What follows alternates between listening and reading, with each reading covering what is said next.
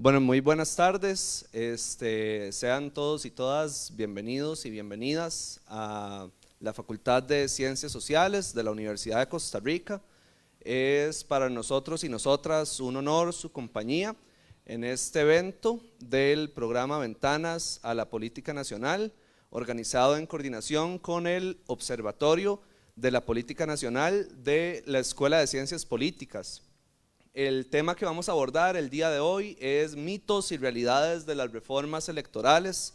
Vamos a contar en primer lugar con una breve contextualización de lo que hay alrededor del tema de las reformas electorales y posteriormente vamos a tener tres breves exposiciones referido a discusiones alrededor de reformas electorales que se están dando en la coyuntura nacional, coyuntura internacional. Previo a comenzar con la actividad, vamos a escuchar unas palabras del profesor Gerardo Hernández, director de la Escuela de Ciencias Políticas. Entonces, adelante, profe. Gracias, Alejandro. Bueno, muy buenas tardes a quienes nos acompañan aquí en la sala y a quienes nos están siguiendo en las redes sociales. Quiero agradecerle al OPNA y a la Asociación de Estudiantes por la organización de esta actividad, que es una de esas que ya se han vuelto tan propias de la Escuela de Ciencias Políticas, mediante las cuales estamos reflexionando permanentemente y aportando elementos de análisis para el debate sobre problemas o situaciones que se viven tanto en la política nacional como en la política internacional. Y a eso refiere el concepto de ventanas a la política nacional y ventanas a la política internacional. Y bueno, le agradezco a Juan Manuel, a Eugenia, a Adrián y a Ilka también por hoy estar aquí con nosotros compartiendo sus conocimientos, reflexiones y resultados de investigaciones sobre este tema de las reformas electorales, que es un tema particularmente importante por la centralidad que tienen los procesos electorales y las reglas asociadas a ellas en las democracias representativas, por un lado. Por otro lado, porque se da la situación de que son los propios actores, diríamos los propios jugadores, los que definen sus reglas cuando estamos hablando de reformas a nivel legislativo, ¿verdad? Una cosa son los diputados definiendo reglas para otros actores o para otros sectores, pero en el caso de lo electoral se da esa particularidad, son los propios jugadores los que terminan negociando, definiendo qué se aprueba o qué no en cuanto a las reglas electorales. Y donde también juega un rol muy importante el Tribunal Supremo de Elecciones como organismo electoral, y estoy hablando del caso de Costa Rica, no solo como proponente de reformas, sino también como filtro, porque recordemos que todas las reformas electorales y todo lo que es materia electoral requiere para su tramitación legislativa el criterio del tribunal. Entonces, sin duda es un tema muy importante porque seguimos debatiendo sobre reformas electorales. Este es un tema permanente en la agenda política y en la agenda legislativa. Se discute mucho, hay muchas propuestas, pero con una característica, que son muy poquitas las que en general logran convertirse en reformas efectivas. Y entender qué es lo que pasa, cómo se dan esos procesos es sumamente interesante. Y son reformas que obviamente son polémicas, son conflictivas porque afectan intereses. Y tenemos justamente a los jugadores, a los partidos políticos, pues haciendo sus cálculos y sus estimaciones de cuál es la estructura de oportunidades que se puede modificar con cada reforma, ¿verdad? Y finalmente, ya para no entrar en detalle, porque esto se van a encargar los colegas, es importante reflexionar, diría yo, sobre el papel de la ciudadanía, porque por lo menos en lo que son las iniciativas hay poca presencia de iniciativas ciudadanas, ¿verdad? Y creo que eso tiene que ver con que la ingeniería electoral es muy manejada o por la academia, por los operadores electorales, por los organismos electorales o por operadores dentro de los propios partidos políticos, pero muy poco conocida por la ciudadanía. Y creo que un reto importante de hacer este tipo de aportes es informar e interesar a la ciudadanía sobre la relevancia de pensar, discutir y participar en los debates sobre las reformas electorales, porque también hay consecuencias sobre el ejercicio de los derechos ciudadanos asociados a los procesos electorales. Espero que la mesa sea de mucho provecho y agradezco de nuevo la iniciativa de quienes la organizaron. Buenas tardes. Muchísimas gracias, profe. A continuación vamos a abrir este foro de discusión con una contextualización general a cargo del profesor Adrián Pignataro. Es docente e investigador de la Escuela de Ciencias Políticas, investigador del CIEP, doctor en Ciencia Política, Política Europea y Relaciones Internacionales, me disculpan la pronunciación, por la Escuela Superior Sant'Anna y por la Universidad de Siena y Universidad de Florencia y Universidad de Pisa. Sus temas de interés incluyen opinión pública, comportamiento político y política comparada. Entonces, profe, muchísimas gracias. Adelante.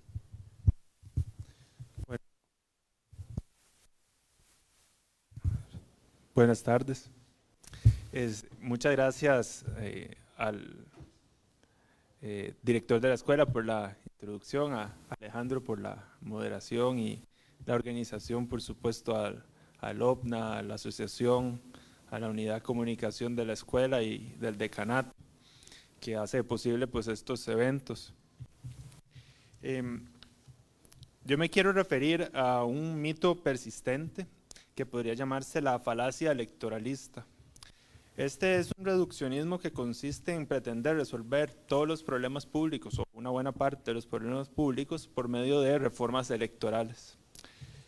Este mito se basa en un fundamento teóricamente bastante sólido, que las instituciones importan y específicamente que las instituciones electorales importan.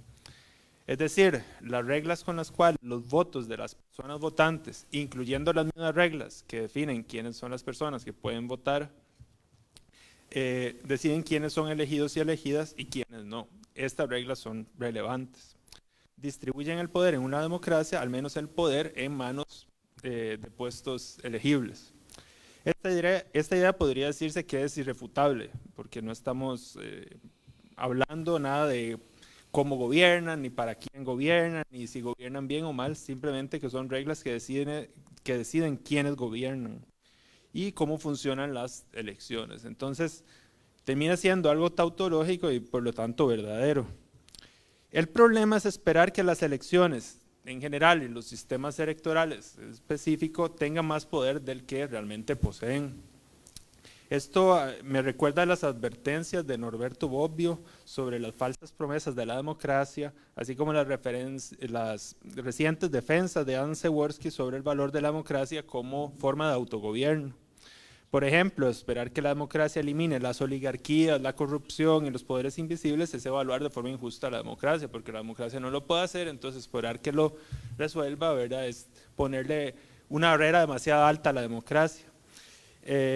La democracia garantiza mecanismos de alternancia, reglas, derechos, pero no puede cambiar la naturaleza humana o el comportamiento de los políticos y las políticas, al menos no de forma absoluta como a veces se espera. Como bien reconoció el federalista James Madison, la ambición es inherente en los políticos y las políticas. En el federalista número 10, parte de la existencia como un hecho irrefutable de intereses particulares, de facciones o grupos con intereses particulares y con sentimientos o emociones, lo que tal vez podemos llamar ahora ideología. Y entonces se le pone peso a las instituciones como estructuras de incentivos y castigos para canalizar la ambición. Lo que él dice en este federalista número 10 es que no se pueden cambiar las causas, sino que se pueden modificar los efectos. Esto lo enfatiza el enfoque neo-madisoniano de Matthew Shugart y otras personas, colegas, cuando combinan pues estas premisas de Madison con teorías más recientes sobre elección racional y, por ejemplo, la lógica de la acción colectiva de Malcolm Olson. Entonces, las instituciones electorales importan en tanto incentivan ciertos comportamientos más que otros, pero sin que haya determinismo por medio. Por lo tanto, mi propuesta acá de enmarque es pensar las reformas electorales en este sentido. Y me refiero otra vez a cambiar las reglas que fijan cómo se eligen personas en cargos públicos. Generan incentivos, pero no determinan comportamientos. Pero quiero agregar que nos enfrentamos a desafíos metodológicos y teóricos cuando pensamos en efectos de las reformas electorales. Es importante destacar esta palabra efectos porque de alguna forma puede sonar muy técnica, pero finalmente lo que buscan las reformas, tienen un fin, tienen un propósito, quieren hacer algo, quieren ver un resultado. Podemos llamarlos efectos, pero podemos usar otros términos, sino para qué se plantean las reformas. Entonces, si hablamos de consecuencias o de efectos, estamos hablando de causalidad y ahí esto se complica. La causalidad es un tema filosófico complejo que no podría abarcar por mis propias limitaciones de conocimiento, pero basta decir que la ciencia política está muy mal provista para examinar la causalidad. Porque causalidad implica examinar algo, cuándo pasa y cuándo no pasa.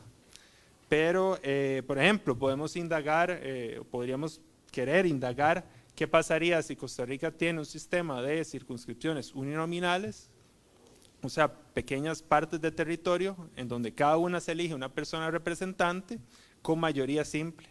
¿Qué pasaría en comparación con Costa Rica con un sistema proporcional con magnitud variable con promedio 8.1 como el que tenemos ahora? Eso suena interesante, pero no lo podemos hacer, solo podemos ver un mundo, el de Costa Rica, con elecciones proporcionales. Es el problema fundamental de la inferencia causal. Entonces, una alternativa es comparar dos países que sean muy similares en todo, excepto en el sistema electoral. Ese es el desafío de los y las comparativistas. Otra alternativa es analizar variaciones promedio entre países con elección mayoritaria y con elección proporcional. Este es el enfoque estadístico. Pero desde ambos enfoques hay características que no observamos. Por ejemplo, prácticas informales de los políticos o cultura política que no se puede observar en reglamentos o en legislación. En otras disciplinas, el efecto de los no observados tiene una solución simple, se aleatoriza el tratamiento, como se hace en los ensayos clínicos para probar medicamentos.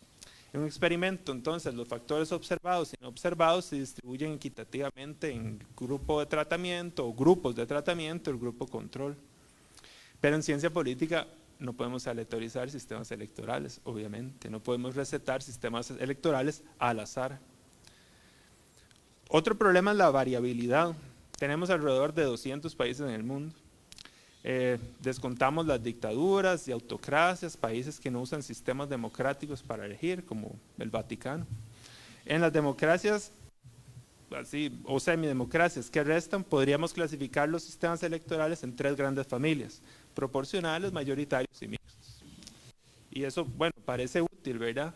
Pero después, cuando entramos en los detalles, magnitud de distrito, estructura de la papeleta, las fórmulas, el número de votos que tiene cada persona votante en la papeleta y todas las combinaciones anteriores, entonces tenemos muchas dificultades para encontrar dos sistemas electorales que sean iguales en todo menos en una característica para poder concluir sobre los efectos como en el enfoque comparado. Además hay algunos países con sistemas electorales muy específicos, o sea, poco comunes, como el voto único no transferible y el voto único transferible. Y después las posibilidades de combinar distintos sistemas en los sistemas mixtos hace que el número de sistemas electorales no sea infinito, es finito, pero es muy grande, ¿verdad? Entonces tenemos el problema clásico de muchas variables y pocos casos. Claro que una oportunidad de estudio interesante es cuando un país cambia el sistema electoral, porque entonces decimos, bueno, todo lo demás quedó constante y cambió solo el sistema electoral. Entonces Italia, Nueva Zelanda, Honduras con el cambio de estructura de la papeleta que el colega Juan Manuel es experto, la introducción de métodos de ranqueo o voto alternativo en jurisdicciones de Estados Unidos ofrecen posibilidad de analizar esto, pero asumimos que todo permanece constante, pero realmente es así. Incluso si podemos extraer conclusiones de esos países con reformas, no podemos asumir que tendrá el mismo efecto en otros países, porque no todo permanece constante. Y los efectos en un cambio en un país no son los mismos en otro, porque pueden ser contextualmente dependientes o interactúan, ¿verdad?, con el sistema de partidos, que no necesariamente es igual. Hay además supuestos teóricos detrás de los modelos. La teoría suele utilizar supuestos para generar predicciones sobre lo que puede pasar. O sea, simplifica la realidad, porque eso es teoría. Si la teoría fuera igual de compleja que la realidad, no sería teoría. Entonces, por ejemplo, un supuesto es la unidimensionalidad, es decir, que los partidos compiten en una única dimensión. La económica, por ejemplo, es un supuesto recurrente. Algunos modelos se generan especialmente para reglas de pluralidad, o sea, de mayoría. Por ejemplo, Anthony Downs es prolijo para estos sistemas, pero cuando entra a hablar de sistemas proporcionales es muy limitado en la teoría económica de la democracia. La reelección es otro supuesto importante que se encuentra en distintas teorías. Se asume, por ejemplo, la búsqueda de la reelección como un fin de las personas legisladoras, pero bueno, a veces se ve en casos como Brasil, donde prefieren ir a buscar puestos en gobiernos subnacionales, locales, en lugar de la reelección legislativa. O países como Costa Rica, que se señalaba en los años 90, que aunque no había reelección consecutiva, había interés en hacer carrera política, aunque no legislativa. De hecho, a veces se confunden los términos, ¿verdad?, de reelección consecutiva con carrera política. Carrera política es una decisión de las personas en política, mientras que reelección es la regla de si pueden buscar o no la reelección. Por ejemplo, cuando se habla de que en listas cerradas las personas legisladoras pueden recurrir a más actos de corrupción, porque basta con que tengan contentos a los líderes del partido para que los ubiquen en puestos altos de la lista, mientras que en listas abiertas las personas votantes sí podrían castigarles individualmente, se está asumiendo que esas personas legisladoras buscan la reelección. Pero esto ya sabemos no ocurre en todos los países. Finalmente existe un mito persistente y fácil de encontrar respecto a lo que los efectos son marginales. Otra vez, que todo permanece constante. Queremos cambiar X para obtener Y. Entonces se asumen consecuencias sin pensar en los efectos secundarios. Cuando se habla de aumentar el tamaño de la Asamblea Legislativa, por las razones que sea, en Costa Rica, habrá que pensar que esto automáticamente reduce el porcentaje mínimo de votos para obtener un partido en cada provincia o circunscripción, para obtener un escaño, o sea, reduce el cociente. Por lo tanto, se esperaría más partidos con representación parlamentaria, porque el umbral de entrada es más bajo, entonces es más fácil ganar un escaño. Entonces tendríamos posiblemente un parlamento más fragmentado del que tenemos, el nuestro ya es más fragmentado de lo que teóricamente predicen los modelos de Sugar y Daguerre. Cuando se habla de listas abiertas, habría que pensar en el efecto que tendría sobre la representación de mujeres, pues la evidencia apunta que en listas cerradas, cuando las cuotas exigen a los partidos ubicar a las mujeres en puestos elegibles, las mujeres obtienen más representación que con listas abiertas, cuando es la mano invisible del electorado la que genera la representación de mujeres. Eso solo para dar dos ejemplos. De todo esto significa que no sabemos nada de los sistemas electorales o que de nada sirve hablar de reformas y dejarlo todo como está. Bueno, no, tenemos conocimiento y podemos proponer reformas, nada más que hay que tomar ese conocimiento acumulado con cautela. Por ejemplo, sabemos bastante de los efectos de los sistemas electorales en la fragmentación, o sea, en el número de partidos, pero sabemos comparativamente menos sobre sus efectos en los resultados políticos y económicos.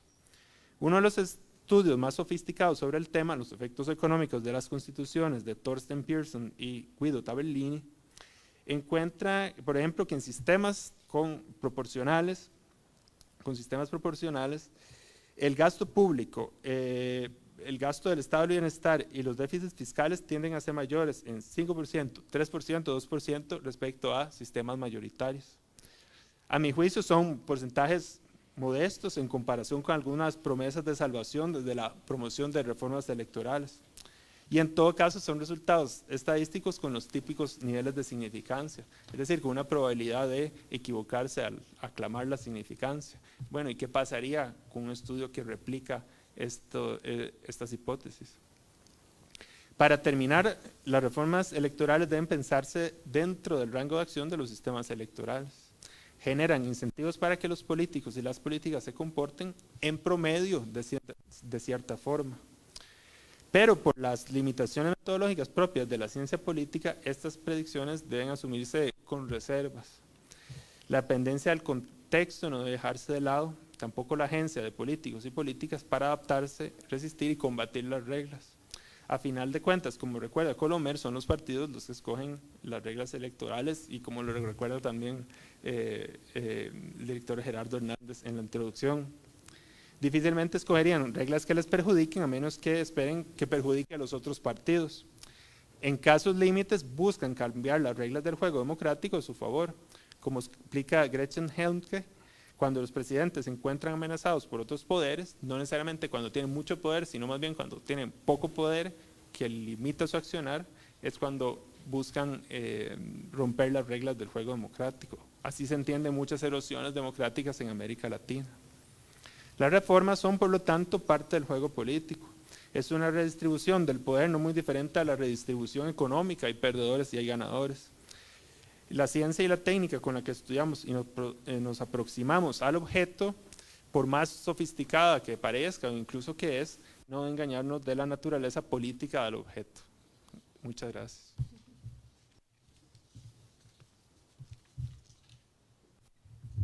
Muchísimas gracias, profesor Adrián. A continuación, pasamos con la intervención de la profesora Ilka Treminio, quien es docente e investigadora de la Universidad de Costa Rica y de la Facultad Latinoamericana de Ciencias Sociales en su sede de Costa Rica.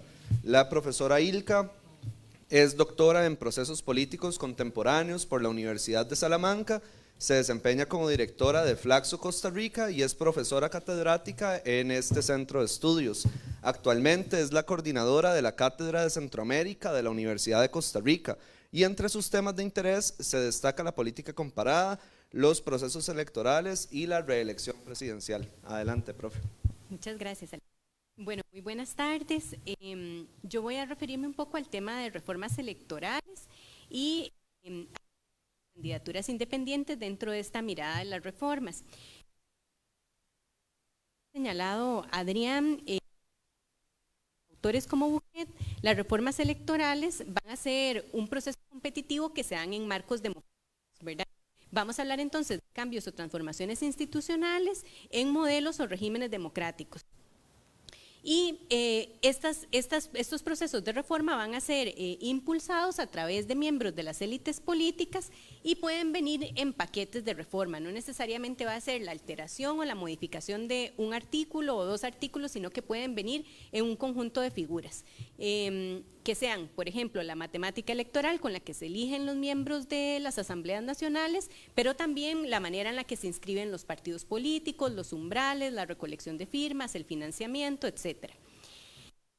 Va a haber un peso importante de las condiciones coyunturales y también un peso importante sobre la incertidumbre del futuro. Y con esto lo que quiere decir es que en el proceso de reformas estamos todavía siendo sensibles a lo que el ambiente produce y por lo tanto puede haber coyunturas adversas a la reforma electoral y en el proceso de negociación y de votación se puede dar como resultado totalmente contrario al que se indica en el proyecto de ley.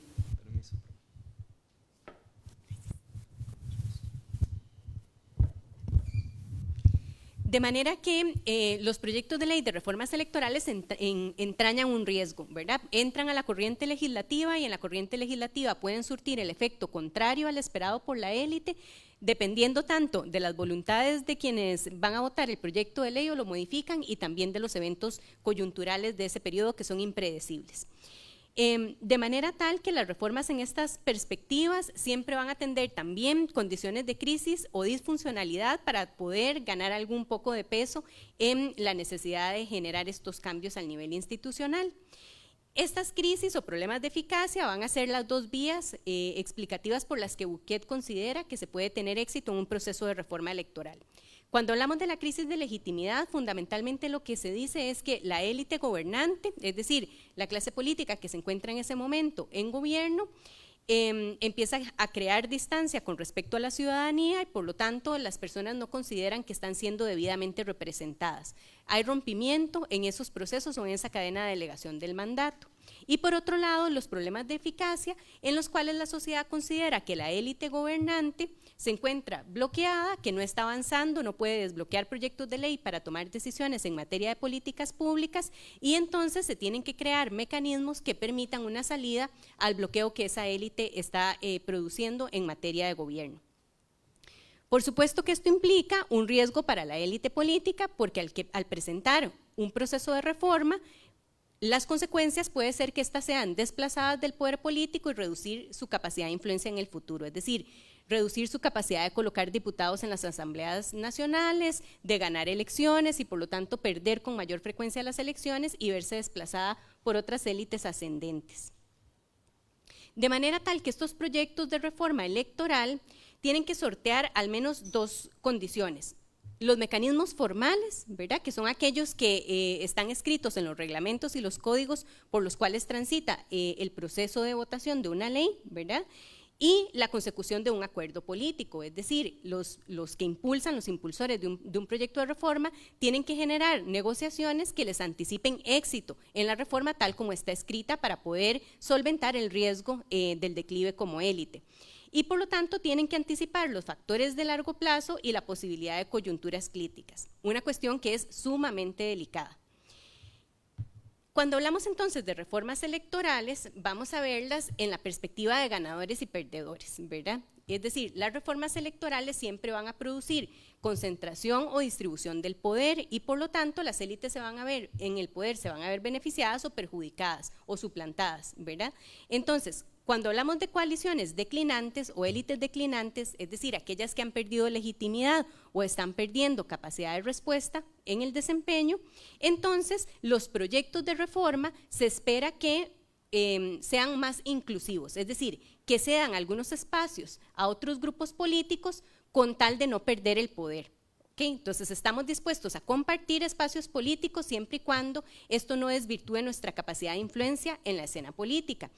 Y estas reformas entonces tienen características como pasar de sistemas mayoritarios o pluralistas a sistemas con doble vuelta, la disminución del periodo presidencial, cuando los periodos son de 6 o 5 años, pasarlos a 4 años, y la prohibición de la reelección presidencial o la imposición de límites como una manera de llegar a un acuerdo con las oposiciones de decirles nosotros estamos dispuestos a no continuar en el poder, a que haya alternancia a cambio de que se aprueben estos procesos que nos permiten mantener influencia.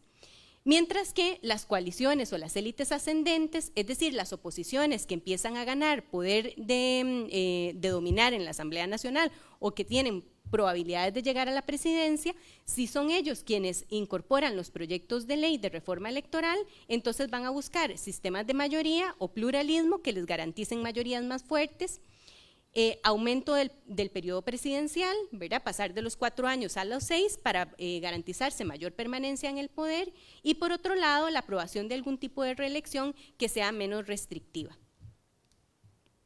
y así garantizarse una nuevamente mayor permanencia en el cargo. Bueno, como ustedes saben, hay distintos tipos de sistemas electorales. Básicamente, importante señalar que están los sistemas mayoritarios, los proporcionales y los mixtos, y que aquí tenemos distintas fórmulas que nos caracterizan estos sistemas electorales, a lo cual voy a pasar muy rapidito. Simplemente mencionar que hay ventajas y desventajas de la proporcionalidad en relación con la ciudadanía. Y aquí podemos decir que algunas ventajas de la proporcionalidad de los sistemas electorales proporcionales, es decir, aquellos que distribuyen el poder, ¿verdad? Distribuyen entre distintas fuerzas que compiten, generan más participación y satisfacción de quien apoya a los partidos pequeños, a diferencia de los sistemas mayoritarios en el que un partido gana y gana todos los escaños y por lo tanto quienes votan a los partidos de oposición pierden el voto, consideran que pierden el voto. En los sistemas mayoritarios la posibilidad de que un partido pequeño gane un escaño es mayor, ¿verdad? O sea, tiene posibilidad de llegar a algún diputado y por lo tanto las personas consideran que su voto gana en utilidad o en influencia. También otra ventaja es que hay más necesidad de consenso en las políticas. Los sistemas proporcionales tienden a producir asambleas fragmentadas y por lo tanto para poder llegar a decisiones de política pública tienen que haber negociaciones y esto implica que se generen entonces procesos de apertura de consenso. Y también suele haber inclusión de políticas de las minorías en el sentido que los esquemas proporcionales también pueden representar partidos políticos que lleven abanderados defensas de precisamente reivindicaciones de distintas minorías. Y entre las desventajas, bueno, que los gobiernos que se generan en procesos proporcionales suelen no estar en mayoría, ¿verdad?, sino que hay mayor fragmentación, y por lo tanto los gobiernos divididos, que es como se denomina esto, es decir, que no tienen mayoría en la Asamblea Nacional, tienen más riesgos de mayor inestabilidad y por lo tanto tienen que maniobrar muchísimo más durante los 4 años para sostenerse en el cargo.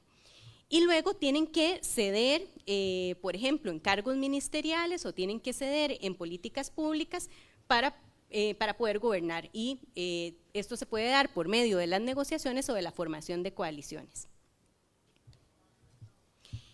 Si vemos de una manera comparativa los procesos de reforma electoral en América Latina, Negreto nos señala que, bueno, depende muchísimo los efectos de la multidimensionalidad del poder presidencial. El poder presidencial tiene tanto poderes formales como poderes informales. Cuando hablamos de los poderes formales del presidente, estamos hablando también de cuáles son sus poderes legislativos, es decir, qué potestades tienen los presidentes para impulsar política pública a través de las asambleas nacionales, y este poder es variable en los distintos países, pero tiene una tendencia. Por otro lado, vamos a ver cómo los reemplazos, es decir, cuando se crean nuevas constituciones políticas a través de constituyentes, o bien las enmiendas parciales, o sea, las reformas a las constituciones, han producido resultados variados en los distintos países de América Latina. En algunos casos vamos a ver que distribuyen poder, ¿verdad? Es decir, el presidente no la concentra, sino que lo distribuye entre distintos actores institucionales, pero en otros casos, más bien lo que se hace es aumentar las capacidades institucionales del Ejecutivo y por lo tanto incrementar su control y su poder. Vamos a ver que también hay una complejidad similar en la evaluación del impacto de estas reformas, tal como lo decía Adrián, en el mediano plazo o en el largo plazo, ver cuál es el impacto que tuvo la reforma electoral también nos trae resultados o hallazgos mixtos. Entonces, algunas de estas tendencias, los países latinoamericanos han adoptado sistemas presidenciales que concentran demasiado poder en América Latina, por lo menos esto es una de las premisas, aunque ha sido rebatida en algunos estudios que lo que hacen es profundizar en los poderes legislativos de los presidentes. Pero sí se puede decir que en comparación con el presidencialismo de los Estados Unidos, en América Latina ha habido considerablemente más poderes para promulgar o cambiar la legislación, también para interferir en las funciones judiciales y para suspender la Constitución en situaciones de emergencia, como hemos visto, por ejemplo, en el caso del COVID, con una gran generalización en el decreto de estados de excepción o de emergencia. Y esto hace que algunas personas desde la ciencia política adopten los conceptos como hiperpresidencialismo, pero sobre esto hay un debate porque, como les digo, los resultados son mixtos y no todos los presidentes tienen los mismos poderes en América Latina. Hay presidentes más débiles y presidentes más poderosos. Lo que nos permite el hiperpresidencialismo es fundamentalmente diferenciar regímenes presidenciales centrados en el Ejecutivo como una prevalencia, una figura prevalente en, digamos, las figuras de regímenes políticos. Estos poderes formales de los presidentes se destacan sobre todo en las áreas de gobierno, en las áreas de legislación y también en la promulgación de leyes de emergencia, que en América Latina muestran, digamos, una tendencia muy fuerte. Yo no he pasado esto y nadie me lo ha señalado. Ah, bueno, muchas gracias. Estaba aquí.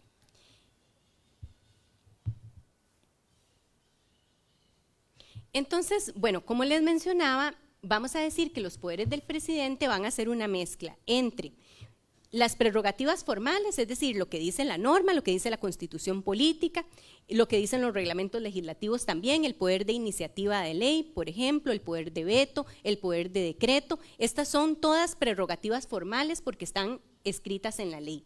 Pero también convenciones constitucionales no escritas, es decir, cómo negocia el presidente con su partido político, cómo es la relación entre los partidos políticos, es decir, cómo es el sistema de partidos, cómo interactúan otros poderes del Estado y de esta manera se puede crear entonces una especie de análisis sobre la distribución del poder partidista y también la fuerza de otras instituciones sobre el control presidencial. Vamos a ver que en esta tendencia a las reformas electorales, en general, los presidentes perdieron poderes partidistas, que es lo que vemos en América Latina. Bueno, ¿por qué? Porque los partidos políticos hoy tienen menos capacidad de formar mayorías, los parlamentos están más fragmentados, los partidos políticos suelen ser más personalistas, más nuevos, hay menos mecanismos de control horizontal, y entonces esto nos habla de esa pérdida de poderes partidistas de parte de los ejecutivos.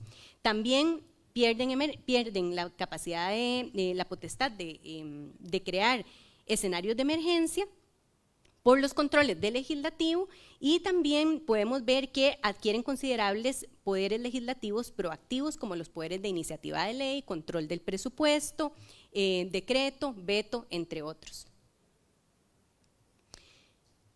Diríamos que el supuesto es que los presidentes van a ser más poderosos si son capaces de ganar mayoría en el Congreso, ¿verdad? Si tienen un control centralizado sobre sus partidos y si tienen horizontes a largo plazo de que pueden reelegirse o pueden controlar nuevamente el Parlamento para poder negociar con los legisladores. De lo contrario, si pierden este horizonte, entonces rápidamente se convierten en figuras o actores débiles. De manera que podemos ver que las cláusulas que afectan estos poderes van a ser, por un lado, la fórmula de elección del presidente, es decir, la matemática que le permite al presidente llegar al poder, el ciclo electoral, cómo el ciclo electoral influye en las decisiones del poder legislativo cuando se acercan las elecciones municipales, cuando están empezando el honeymoon electoral, ¿verdad? Entonces, a eso nos referimos con el ciclo electoral. Por otro lado, la duración del mandato, entre más corto el mandato, entonces más rápido es el desgaste del presidente y por lo tanto menos apoyos va a sostener durante el periodo con respecto a la Asamblea Legislativa, y entre más largos tiene muchísimo más margen para poder, digamos, hacer señales de fuerza. La regla de la reelección, es decir, si el presidente además puede decirle a la sociedad y a los otros poderes, yo tengo capacidad de volver o permanecer en el cargo, o por el contrario, el presidente rápidamente se ve como un pato cojo porque se acerca el periodo en el cual pierde la influencia y viene una nueva presidencia. Y las leyes que regulan el carácter partidista del voto, de manera tal que se garantice la disciplina partidaria en la Asamblea Nacional o en la Asamblea Legislativa, o bien haya mucha permisividad y tolerancia con la indisciplina partidaria, los tránsfugas en la Asamblea Legislativa, etcétera. Y vamos a decir que es más probable que los presidentes obtengan el apoyo de una mayoría en el Congreso si son elegidos por regla de pluralidad y las elecciones al Congreso son concurrentes.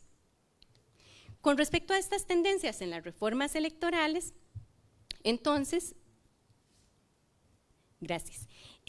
podríamos ver que mientras en la década del 50 y el 60 dominaba la regla de pluralidad para elegir presidentes, vamos a ver cómo a partir de 1970 se pasa a fórmulas de elecciones con segunda vuelta y por lo tanto con umbrales electorales, ya sea del 40% o algún umbral de pluralidad calificada para ganar, como es en el caso costarricense.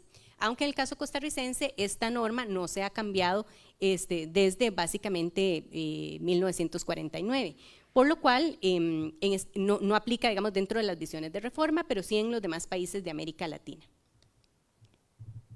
Si lo vemos en el entorno de los países que eligen por regla de mayoría, pluralidad y mayorías calificadas o con umbrales de segunda vuelta, vamos a ver que a partir del 2012, 6 países en toda la región, Honduras, Nicaragua, México, Panamá, Paraguay y Venezuela, eligen a sus presidentes por regla de pluralidad. De ellos 4, Honduras, Nicaragua, Panamá y Paraguay, tienen elecciones parlamentarias concurrentes. Todas las cámaras bajas de la región, con la excepción parcial de México y Venezuela, son elegidas utilizando diferentes variables de proporcionalidad o reglas proporcionales.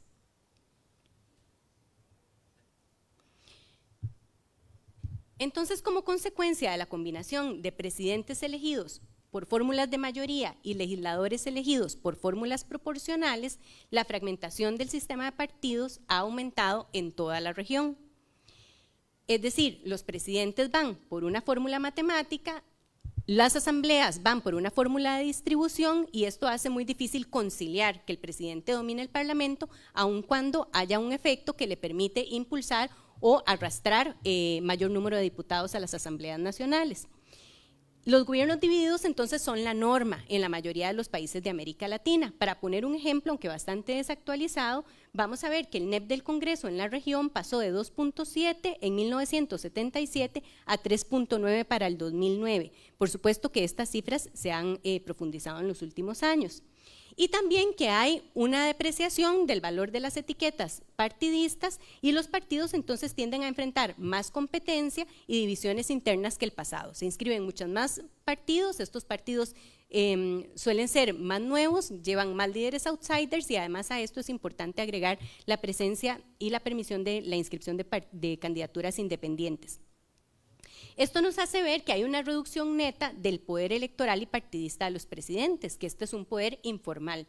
Y los presidentes pueden verse obligados a negociar no solo con los partidos de la oposición, sino también con las fracciones de sus propios partidos a lo interno de las asambleas legislativas para poder aprobar sus proyectos de ley, que es un fenómeno bastante interesante, precisamente producto de la pérdida de su poder y control a lo interno de los partidos.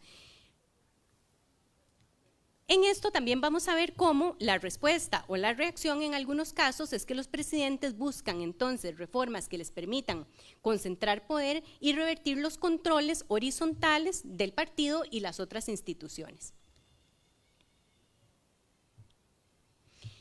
Desde el año 2000 vamos a ver además que las reformas constitucionales en América Latina han relajado las reglas de reelección presidencial, pasando de la proscripción absoluta en varios de los casos a una reelección consecutiva o a una reelección en espera de algunos intervalos, y finalmente también vamos a ver que hay algunos países que han incorporado en sus cartas magnas, ya sean por enmiendas o por interpretación de los jueces, las reelecciones presidenciales ilimitadas, con lo cual socavan entonces ya el régimen democrático y por lo tanto empezamos a ver, digamos, distintas reversiones a regímenes autoritarios. ¿Por qué es importante el tema de la reelección, particularmente cuando es de carácter inmediata? Bueno, porque la norma de la reelección, si bien no quiere decir que el presidente es quien va a triunfar, sí vamos a ver que los presidentes tienen ventajas electorales con respecto a sus rivales. Y aquí la evidencia nos dice que los presidentes en ejercicio ganaron el 79% de las elecciones en los casos en los que estaban contendiendo, entre 1978 y el 2008. Vean que estamos hablando cerca del 80% de éxito electoral. Y por lo tanto, si la regla para la reelección presidencial permite periodos presidenciales consecutivos, es muy probable que se limite la rotación y la alternancia en el caso de los ejecutivos. Y la reelección va a tener una influencia en los poderes presidenciales del presidente, como les he mencionado antes, porque los legisladores no se animan a retarlo si saben que va a seguir en el cargo y por lo tanto que ponen en el horizonte las carreras políticas de los propios legisladores. Otro elemento a destacar, y ya voy a ir finalizando, tiene que ver con la evolución de la democracia electoral en Centroamérica. Por democracia electoral vamos a ver un conjunto de indicadores que nos hablan sobre el cumplimiento de la libre competencia, del respeto a la inscripción de los partidos políticos, de la equidad del voto, etcétera, y podemos ver que hay tendencias en muchos de los casos a una disminución en la democracia electoral, incluyendo el caso de Costa Rica, con una muy breve, pero una tendencia también en la disminución. Con respecto al apoyo al sistema político en Centroamérica, también vemos disminuciones importantes, y esto es de señalar en un ambiente como este, en el que pueden surgir distintos proyectos de reformas electorales. Y por último, el tema de las candidaturas independientes.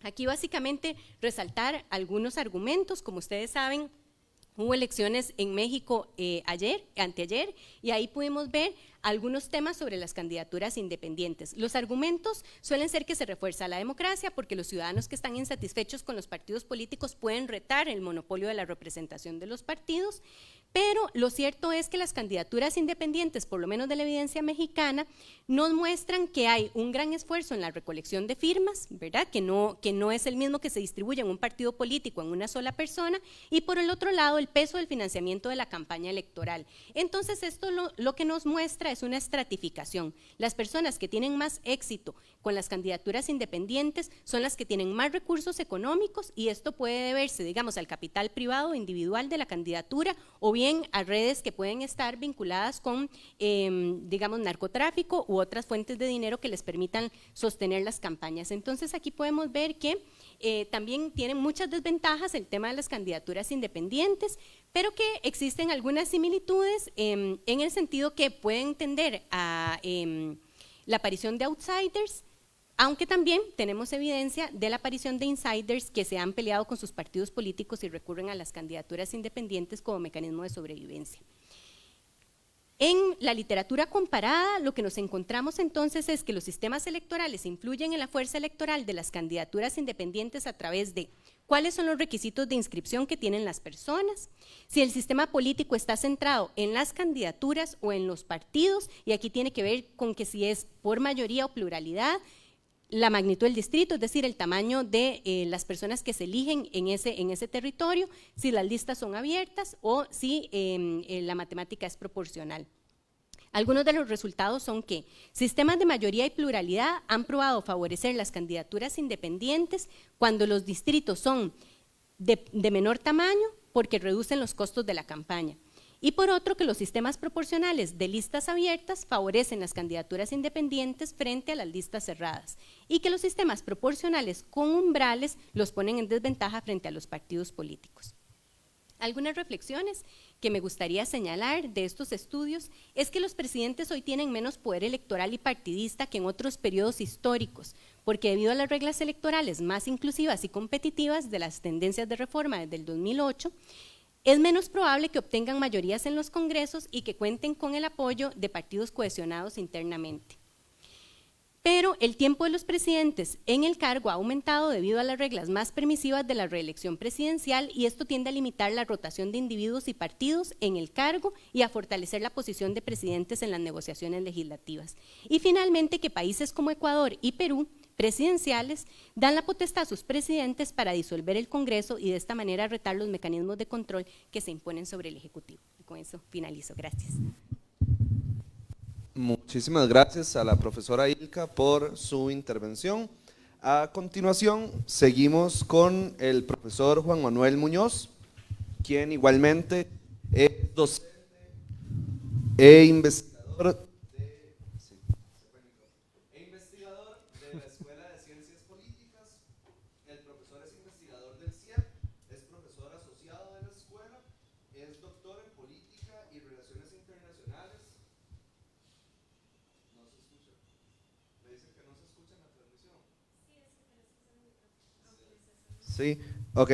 Bueno, repito, el profesor Juan Manuel Muñoz es investigador del CIEP, profesor de la Escuela de Ciencias Políticas, doctor en Política y Relaciones Internacionales por la Dublin City University, investigador postdoctoral Filomatia en el Departamento de Política y Estudios Internacionales de la Universidad de Cambridge, y sus temas de interés incluyen populismo, sistemas electorales, políticas fiscales, relaciones internacionales, Estados Unidos, comercio internacional y economía política internacional.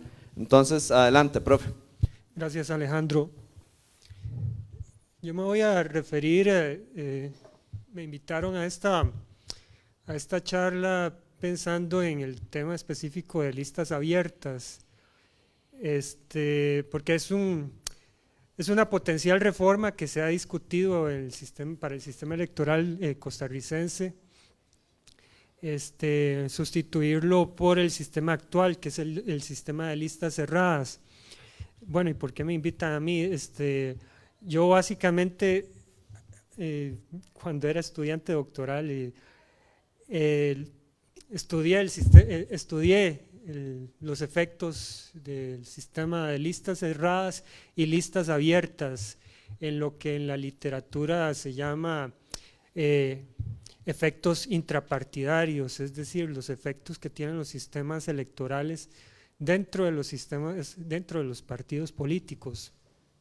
Es difícil, eso sí, desligarlo de los efectos interpartidarios, tienden a estar como bastante interconectados. Sin embargo, normalmente cuando se discute, o la literatura tiende a discutir los efectos interpartidarios. Eso es básicamente cómo los sistemas electorales tienden a formar sistemas bipartidistas o sistemas multipartidistas, etcétera, etcétera, ¿verdad? Tiende a formar básicamente el tamaño del sistema de partidos y la estructura. Yo me enfoqué en mi tesis, y de hecho en otros sigo con esto en realidad. Ahora les cuento. Me enfoqué en el caso de Honduras. Honduras tuvo una reforma de sistema electoral, cambió de sistema de listas cerradas, como el que tiene Costa Rica, a un sistema de listas abiertas. Entonces, me voy a referir específicamente, o voy a tender a referirme al caso de Honduras. Pero bueno, ¿qué son listas abiertas? En realidad el nombre completo de listas abiertas es Sistema de Representación Proporcional con Listas Abiertas, y además puede llevar un segundo apellido. Pueden ser listas bloqueadas o pueden ser listas desbloqueadas, como les dicen aquí. En la literatura le dicen sistema con panache, eso es francés. Viene porque Suiza utiliza el mismo sistema, es decir, un sistema clásico o un ejemplo de sistema de listas bloqueadas, sistema de listas abiertas y bloqueadas es Brasil, ¿verdad? En ese caso el elector o la electora solamente puede votar por las y los candidatos del mismo partido político. ¿Cuál es la diferencia con el sistema de listas desbloqueadas como en Honduras? Que la persona electora puede votar dentro de la lista por diferentes partidos, por personas candidatas de diferentes partidos políticos. Eso lo hace altamente complejo el sistema, y ahorita les voy a mostrar una papeleta, cómo es una papeleta desbloqueada o con opción de panache y listas abiertas. Ahora, como les dije, el nombre propio por decirlo así, el nombre propio de este sistema electoral es Sistema de Representación Proporcional, y los apellidos es con listas abiertas y que son desbloqueadas o desbloqueadas. ¿Por qué es representación proporcional? Porque como el sistema de Costa Rica también la conversión de votos a escaños utiliza fórmulas que buscan alguna forma de representación, alguna forma de proporcionalidad entre los votos que se emiten y los escaños que resultan electos, ¿verdad? Entonces, por eso es un sistema de representación proporcional. Los sistemas de mayoría no tienen esa cualidad. Además, lo que lo hace proporcional en gran medida no es solamente la fórmula electoral, sino también el tamaño de escaños por distrito, lo que en ciencia política le llamamos, le llaman, ese nombre se lo puso un politólogo allá en los años 70, es magnitud de distrito, así le decimos. Eso es para diferenciarlo del tamaño geográfico, el tamaño del territorio o el tamaño de la población. En ciencias políticas nos referimos a la magnitud de distrito para referirnos al al número de asientos o escaños, diputaciones, como quieran llamarle, que tiene una circunscripción electoral, distrito. Entonces, decimos que son en representación proporcional, son distritos plurinominales, en sistemas de mayoría son distritos uninominales. Eso lo mencionaron Adrián e Ilka anteriormente. Una magnitud alta de distritos y todo lo demás permanece constante, se relaciona también con una alta proporcionalidad, y en ese sentido sí parece existir bastante consenso en la literatura. Sin embargo, lo de proporcionalidad también puede estar causado por otros fenómenos, pero de eso no vamos a hablar ahora. Entonces, les dije que un sistema de listas abiertas y de representación proporcional tiene distritos plurinominales, ¿verdad? En este caso, este es un departamento, así se llaman las provincias en Honduras, es Ocotepeque, es de los más pequeños y tiene una magnitud de distrito de 2 escaños, ¿verdad? 2 diputaciones. Entonces, una persona electora puede votar, por ejemplo, por el candidato 1 de la UD y por el candidato 19 del DC, de la Democracia Cristiana.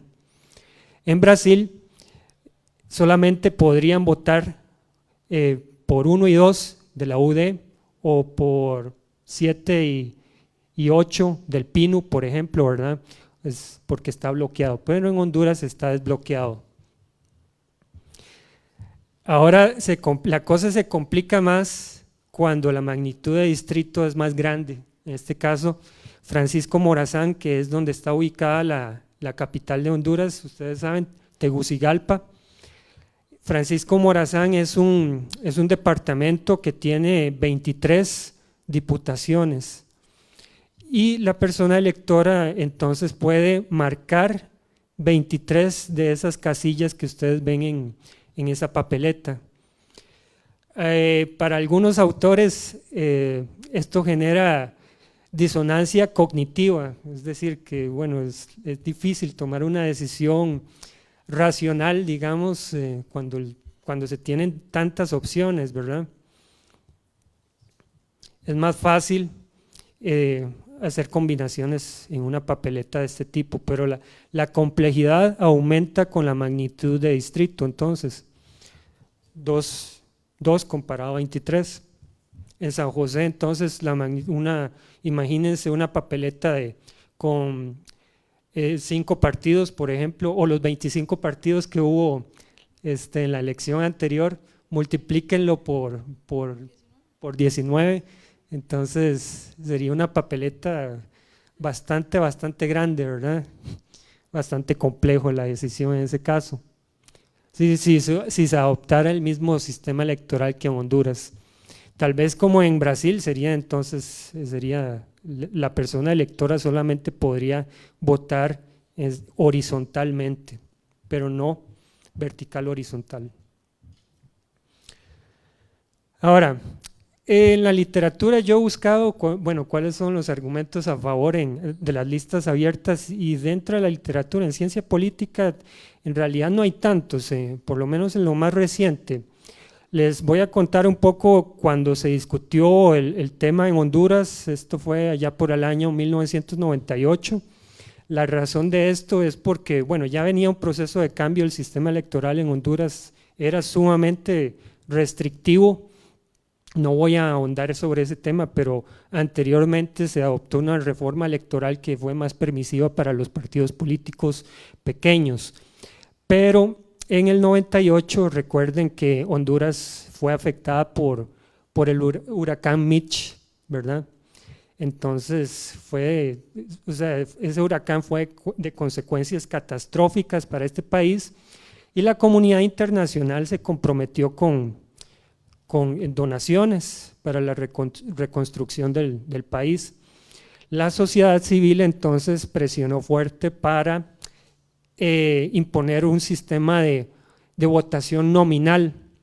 Y cuando digo nominal, estoy diciendo que un sistema de votación por una persona, ¿verdad? No una lista de partido.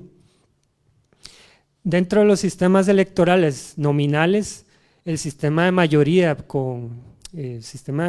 con distritos uninominales es un sistema nominal. Pero también las listas abiertas son un sistema nominal. Adrián mencionó otros, el voto único transferible como el que usa Irlanda, o el voto único no transferible como el que usaba Japón. En fin, hay una familia un poco amplia de este tipo de sistemas electorales.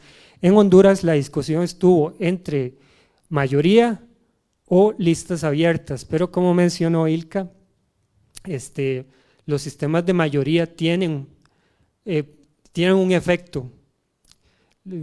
No se entiende por qué bien, si es un efecto mecánico, es un efecto psicológico, en realidad es una combinación de ambas cosas, o por ahí va el consenso, que tienden a generar sistemas de dos partidos políticos, así como Canadá con el Partido Liberal Conservador, Estados Unidos, republicanos demócratas, el Reino Unido, conservadores y laboristas, tienden a generar sistemas de dos partidos, ¿verdad? Entonces, los sistemas proporcionales, y por eso son proporcionales, buscan reflejar una, ¿cómo se llama?, una proporción entre votos y asientos. Los sistemas de mayoría se desperdician votos.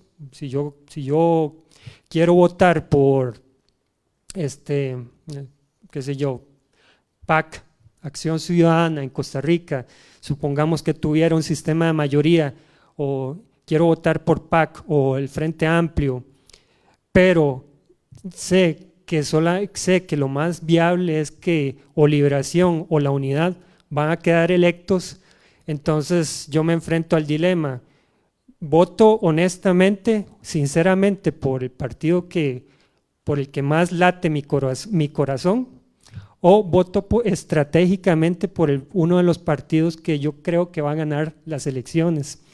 Entonces eso es lo que tienden a generar los sistemas de mayoría, sistemas de dos partidos, por esos dos efectos psicológicos y mecánicos. En Honduras se tuvo esa discusión, ¿verdad? Y entonces al final se decantaron por listas abiertas. No había que cambiar mucho el sistema, nada más cambiar la lista cerrada por listas abiertas. Recuerden que listas abiertas es básicamente eso: se vota por la persona candidata, pero dentro de una lista, ¿verdad? Entonces, si tenemos 23 asientos, entonces podemos marcar 23 veces esas personas, ¿verdad? De acuerdo a nuestras preferencias. Por eso, debido a que el sistema de mayoría tiende a generar dos partidos políticos, ¿verdad?, o un sistema bipartidista, pero también tiene otros efectos no deseados, ¿verdad?, como que en sistemas proporcionales las mujeres tienden a elegirse más, pero no solamente mujeres, sino que también otras minorías étnicas, culturales, etcétera, etcétera, ¿verdad? Entonces se creyó que listas abiertas era una buena opción, ¿verdad?, como para tener obligar, porque recuerden que yo les dije, Mitch tiene un efecto catastrófico en el país, en Honduras, y hay que reconstruir. La comunidad internacional ofrece dinero, pero la sociedad civil no confía en los políticos hondureños. Entonces dice, con un sistema de listas abiertas también obligamos a las personas candidatas a ser transparentes y a rendir cuentas, ¿verdad? Entonces, en teoría, las listas abiertas favorecerían ese tipo de cosas, a rendir cuentas. Si yo soy un votante, entonces me gusta, y si además existe la posibilidad de reelección, me gusta cómo ha trabajado este diputado o diputada y quiero que se reelija. Entonces, bueno, es una recompensa, digamos, al trabajo de esa persona diputada. Pues así debería de funcionar en teoría, pero también pueden haber efectos secundarios, efectos no previstos, ¿verdad? La literatura y Kerry y Shugart es un artículo de 1995 altamente citado que se enfoca en los efectos intrapartidistas. Y cuando digo efectos intrapartidistas o intrapartidarios, es en los efectos, por ejemplo, para los estímulos que tiene el sistema electoral para una persona candidata a buscar un voto personal, un voto que se motiva por sus atributos personales y no un voto por el partido, ¿verdad? Si yo soy miembro de un partido político, si yo soy miembro de Liberación Nacional, la gente puede votar por mí, por ser como soy, o por lo que yo hago en representación de mi distrito o de representación de mi partido político, o bien votar por el partido político. Entonces, cuando hablo de efectos intrapartidistas, es que el sistema electoral y específicamente la opción de listas abiertas y listas cerradas puede motivar en el elector a votar ya sea por el candidato o candidata o bien por la lista, por el partido político. Eso va a generar incentivos en las personas, bueno, en teoría eso va a generar incentivos en las personas diputadas, ya sea para representar a sus distritos electorales. Entonces, Kerr y Sugar dicen que el tipo de papeleta no es suficiente enfocarse en el tipo de papeleta, si son listas abiertas o listas cerradas, sino que eso interactúa con el número de escaños, lo que en ciencia política llamamos magnitud de distrito. Entonces, dicen estos autores que si tenemos listas abiertas, a menor magnitud de distrito, a menor número de escaños por circunscripción electoral, las personas diputadas van a tener más incentivos para rendir cuentas a las personas que las votaron. Pero en cambio, en listas abiertas el mecanismo es diferente y este tal vez es uno de los efectos pues no deseados o tal vez no contemplados.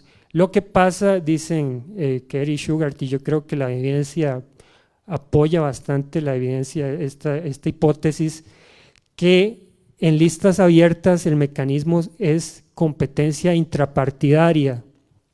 Regreso a la papeleta.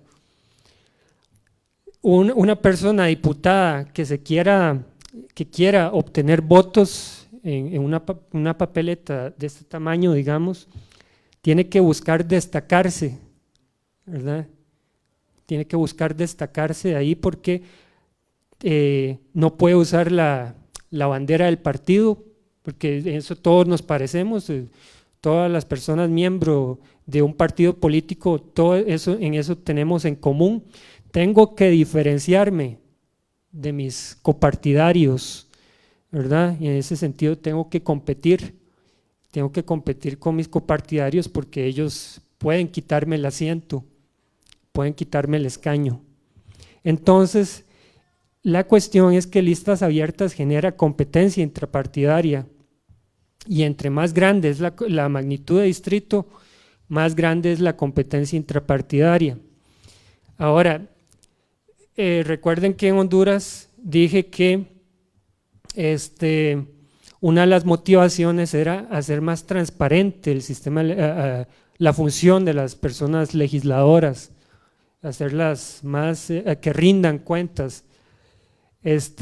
Pero si tenemos competencia intrapartidaria, como diría un libro, Sugar y Taguepera de 2017, el sistema de listas abiertas en realidad lo que genera es un sistema de laissez-faire, pero a nivel político, ¿verdad? Es un mercado político en que tengo que competir con mis copartidarios y tengo que competir con las personas diputadas de los otros partidos políticos, ¿verdad? Y entonces eso hace que las campañas se vuelvan caras y eso puede representar una puerta a la corrupción y al financiamiento ilícito. Entonces hay una literatura, Persson, Tabellini y Trevi, un artículo del 2003, dicen que independientemente listas abiertas o listas cerradas, los dos tienden a la corrupción, que si queremos un sistema que genere rendición de cuentas y promueva transparencia, deberíamos de optar por el sistema de distrito uninominal. Y bueno, Adrián lo mencionó ahora y tal vez por eso también dicen que los sistemas de mayoría también tienen un efecto menor o de menor gasto público. Son los mismos autores, Persson y Tabellini. Ackerman y Kunikova, ellas dicen que las listas abiertas están más asociadas con corrupción, especialmente en sistemas presidencialistas. Eric Chang, en un artículo 2005, plantea algo parecido, de las listas abiertas incentivan la corrupción en diputados, pero cuando cuando obtienen pocos votos, tienen que competir más fuerte, de acuerdo con él, competir más fuerte y buscar más recursos para destacar. Y algo similar, él con otra autora, Miriam Golden, en otro artículo dicen que las listas abiertas, especialmente en magnitud de distrito grande, incentivan más la corrupción que las listas cerradas. Esto lo basan en datos comparados, estadísticos comparados entre países, ¿verdad? Entonces, bueno, Chang se enfoca en el caso de Italia, cuando utilizaba listas abiertas hasta 1994. Recuerdo cuando yo estudiaba, una estudiante en otra universidad en Irlanda que estaba haciendo una tesis sobre listas abiertas y la conexión con la mafia italiana. Es un poco interesante, pero no sé hasta dónde llegó ese proyecto. Hay evidencia anecdótica y la verdad es que es un poco difícil demostrar un vínculo de corrupción con el tema del tipo de sistema electoral, pero hay alguna evidencia anecdótica.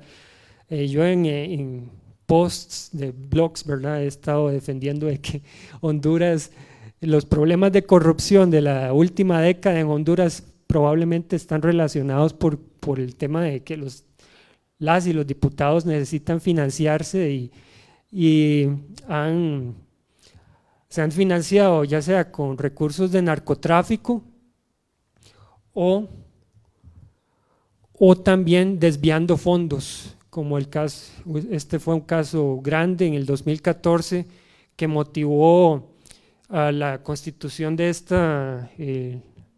la intervención de la OEA por una oficina anticorrupción, etcétera, etcétera, pero se estaban desviando fondos que eran para atención de la pobreza a través de una ONG, pero se estaban desviando para los distritos, ¿verdad?, estratégicamente para diputados en Honduras en las elecciones de 2013.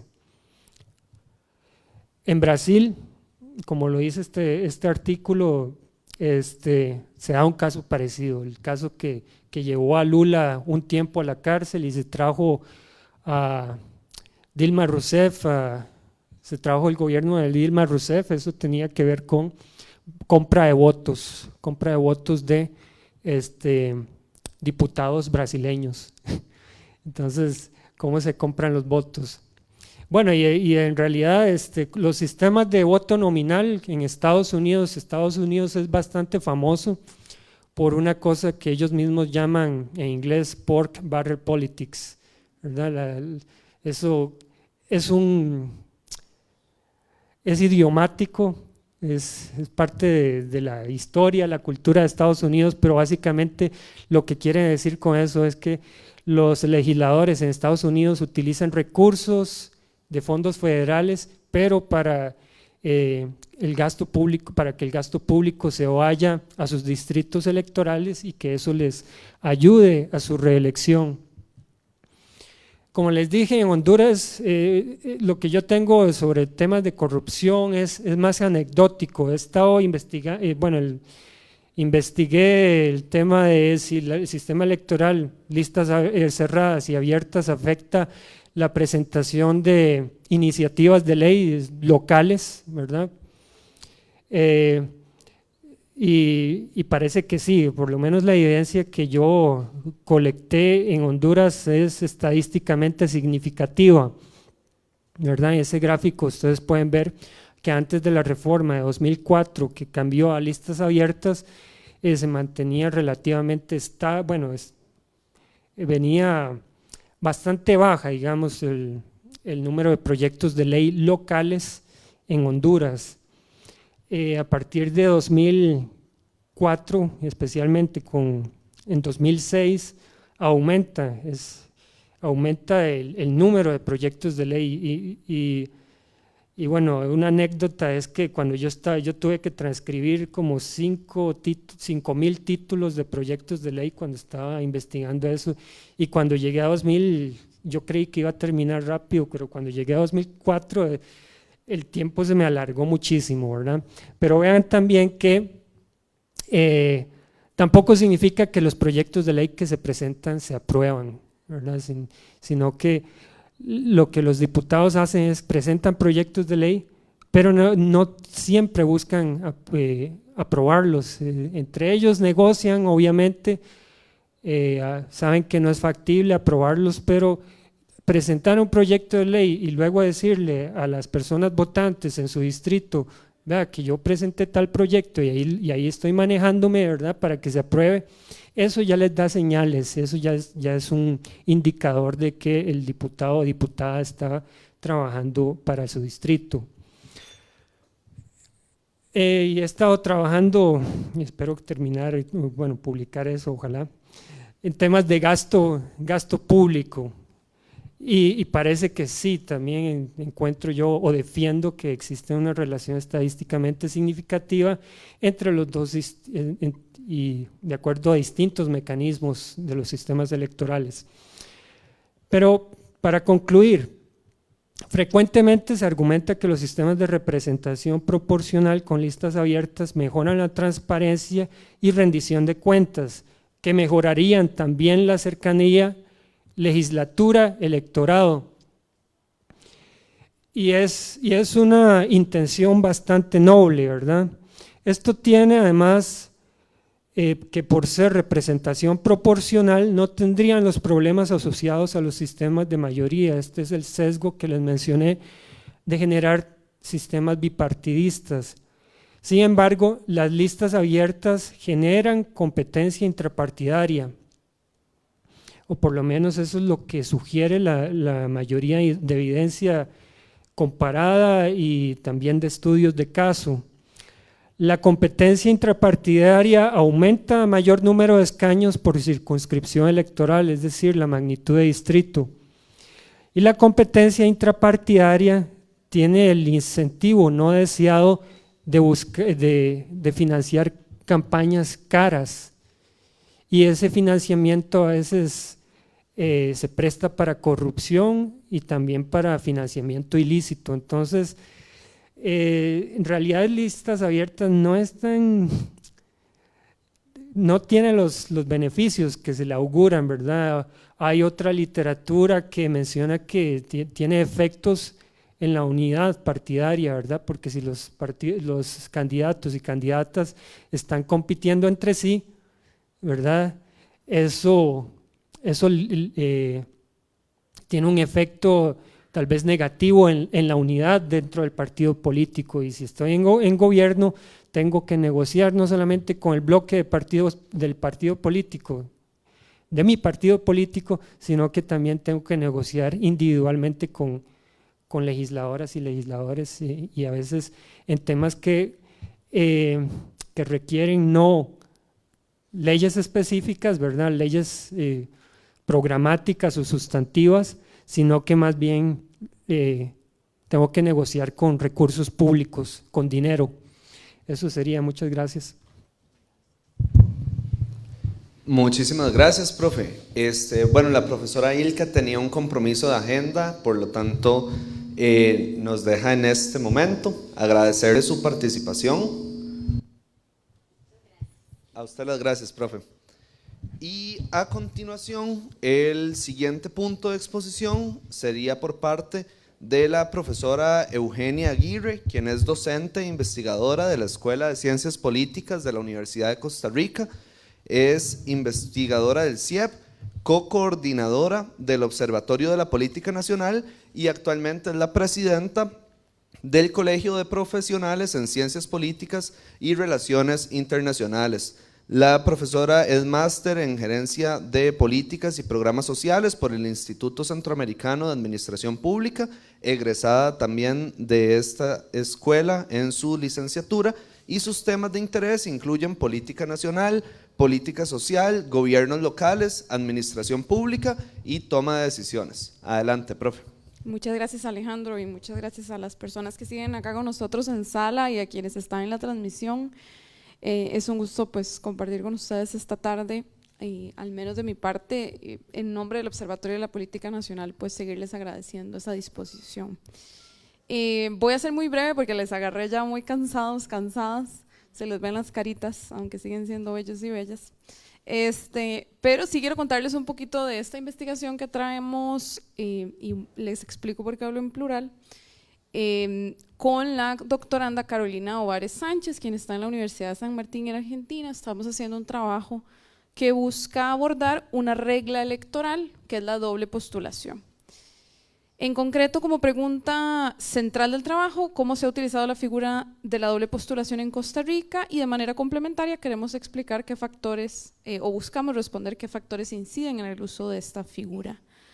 Los resultados de esta investigación que estamos trabajando la vamos a presentar para la sección temática del volumen 14 del anuario del CIEP, y bueno, pues en todo caso, como es un trabajo en construcción, sus comentarios y aportes son más que bienvenidos, y si la profesora Carolina Ovares está en la transmisión, agradecerle, y si adelanta la respuesta a las preguntas que tengamos en web, le agradezco.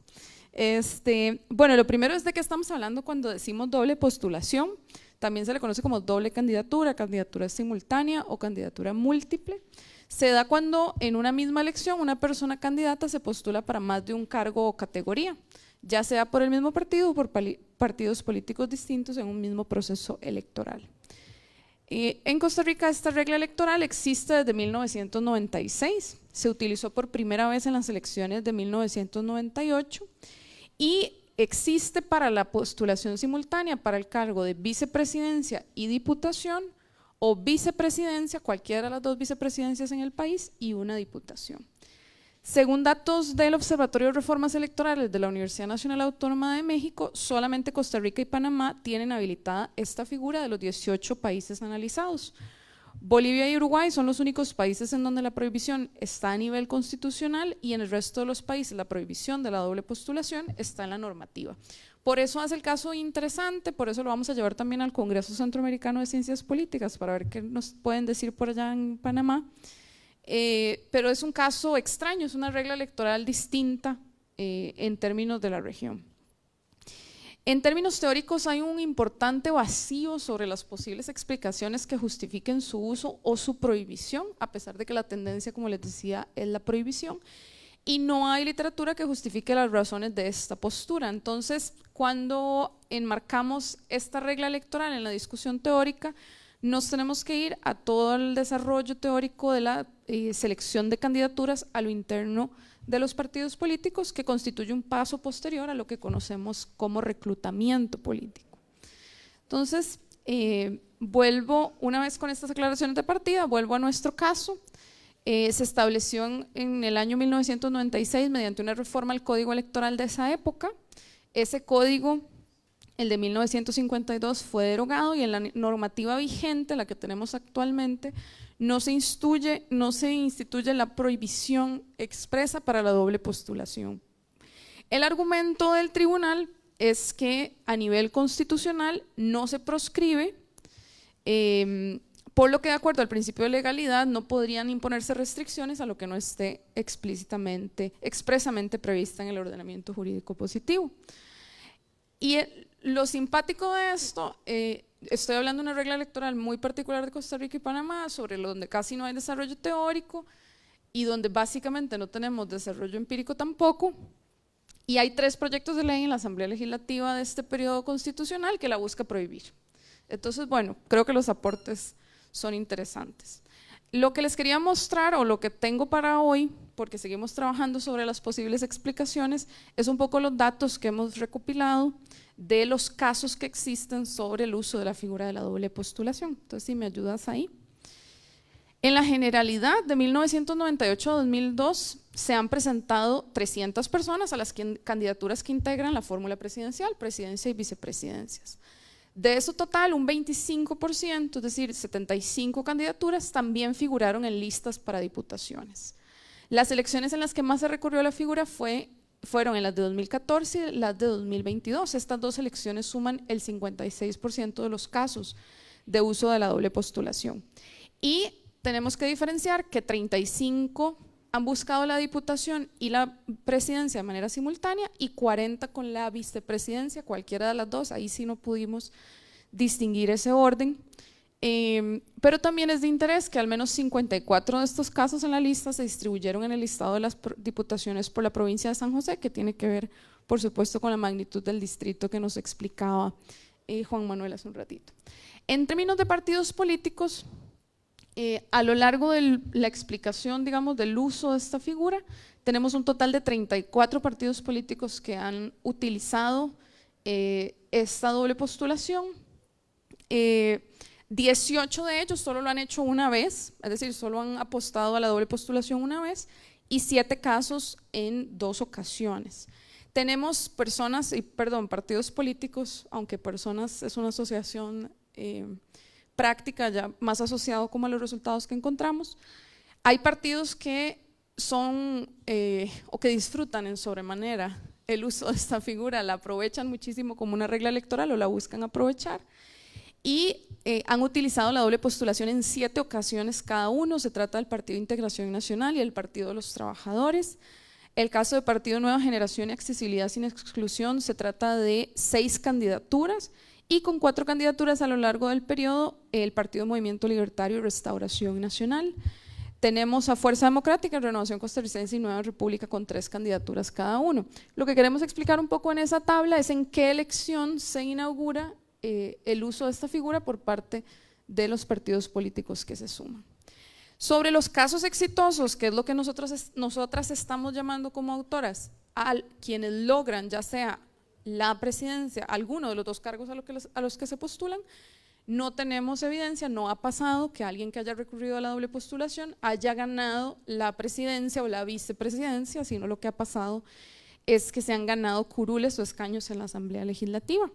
Tenemos 7 casos que se postularon presidencia y diputación, y 1 con doble postulación a la vicepresidencia, que además es la única mujer del grupo, que es el caso de Ivonne Acuña Cabrera. Todos los casos participaron en candidaturas por San José, además todos son hombres, si se dan cuenta, y los partidos políticos, a excepción de Integración Nacional, fueron creados posterior a la instauración de la figura o de la regla electoral dentro de nuestro sistema. Ya no tengo más filminas, nada más quería traerles esos datos, pero me parece interesante destacar además que respecto a los liderazgos políticos, 3 candidatos han recurrido más de una vez a la figura de la doble postulación, que es el caso de Walter Muñoz Céspedes, Sergio Mena y Óscar López, como figuras políticas, y esto nos hace pensar mucho en las posibles explicaciones relacionadas con los partidos más personalistas. Y sobre el género, del total de los casos del periodo, 29 de las dobles candidaturas corresponden a mujeres, eso es como un 40%, y 7 de las cuales 7 van a la presidencia y 22 a la vicepresidencia. Entonces creo que es interesante que en todas las mujeres que han utilizado esta figura, solo una ha conseguido la curul. Estamos como ahora en esta fase en el procesamiento de algunas entrevistas que hicimos a candidatos y candidatas que han recurrido a la doble postulación, y a la fecha tenemos conjeturas, no tenemos explicaciones completamente, bueno, no vamos a pretender explicar, pero al menos sí sugerir hipótesis para que ustedes en el futuro de la ciencia política pues lo sigan explorando, ¿verdad? Un poco la discusión del argumento estratégico. Las campañas suelen estar enfocadas en una candidatura presidencial, por lo que la doble postulación da cierta ventaja para que la persona reconozca al candidato o candidata. El argumento de contexto es uno bien interesante abordado en las entrevistas, que es que en un contexto de multipartidismo, la doble postulación brinda incentivos para la utilización de la figura y para que nuevos partidos rompan los esquemas propios del bipartidismo. El otro es el argumento institucionalista, que es que las reglas electorales incentivan a que su uso se dé en el distrito de mayor magnitud, que es San José, aunque hay explicaciones de arraigo en otros casos, como Carmen Santamaría en Limón, que fue una candidata en la elección del 2022, que se postuló en la provincia de Limón y también como candidata presidencial. Otra posible explicación, estamos sondeando alrededor de las posibilidades de acceso a deuda política, el efecto contagio, otros partidos políticos lo hacen, como vimos en la lista, entonces nosotros también. La motivación personal de las candidaturas más individual de mantenerse en la arena política electoral, o lo que se podría llamar, que también es una posible explicación en partidos políticos de muy reciente creación, como los que en 2022 recurrieron a la doble postulación, que es la dificultad para encontrar personas que quieran asumir la responsabilidad de la candidatura a la diputación o viceversa. El partido buscó liderazgos, pero no eran suficientes, u otras posibles explicaciones. Estamos sondeando porque esta puede aplicar un poco más para los partidos de poca institucionalización. Entonces se los traemos, es un trabajo en construcción, en realidad esperamos tenerlo para el deadline que nos puso el CIEP, que bueno, originalmente lo movieron, así que no hay ningún tipo de queja respecto a esto, pero sí, el trabajo realmente creo que puede ser interesante compararlo con el caso panameño, porque en este momento entiendo que en algunas de las mesas de discusión postelectorales, ustedes, bueno, en Panamá después de que termina un proceso electoral hay todo un proceso de valoración de las reglas electorales. En este caso, en el último proceso que se realizó, se sugirió también la prohibición de la figura de la doble postulación, entonces es interesante porque tampoco encontramos información respecto al caso panameño o trabajos que ya se estén realizando que podamos ahí comparar. Interesante, las entrevistas todavía, como les digo, las estamos procesando, pero el interés es un poco tener una discusión de base que permita hacia adelante dar alguna explicación más macro o más comparativa, inclusive con el caso panameño, de por qué la regla existe y por qué es importante para los partidos políticos utilizarla o no, o si del todo la prohibición está abierta. Ahora que veía la presentación de Ilka, es una coalición ascendente la que está procurando la eliminación de la figura, se trata del Partido Progreso Social Democrático y en consecuencia puede estar asociado a la búsqueda de incentivos para sumar a más personas a sus filas, específicamente ya más desde los cargos. Ese es como el aporte que traía, como les decía era muy breve, pero que esperamos que permita hacia adelante discusiones de interés. Muchas gracias.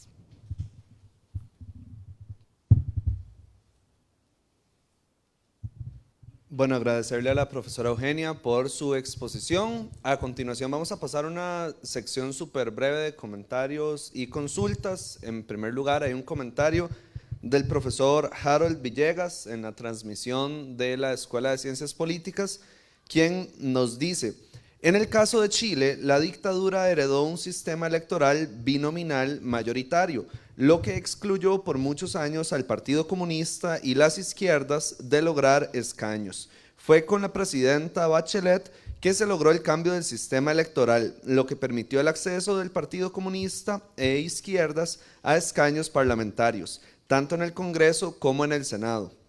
Sin ese cambio fundamental, Boric jamás hubiera sido diputado, mucho menos presidente hoy. La falacia fundamental es creer que los sistemas electorales son neutros. Actualmente este es el único comentario que tenemos en las redes sociales, por lo que consulto si acá en la sala hay algún comentario.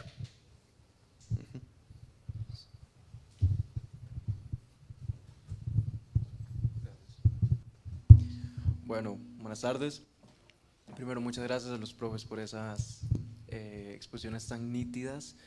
Y partiendo de eso último, de que no siempre los sistemas son neutrales, leyendo hace poco un libro justamente en estos temas, muchas de las personas, dirigentes partidarias, hacen referencia a que la piedra en el zapato de la vida intrapartidaria siempre ha sido la tensa relación que tienen los partidos políticos con el Tribunal Supremo de Elecciones y cómo se infringe la autonomía partidaria.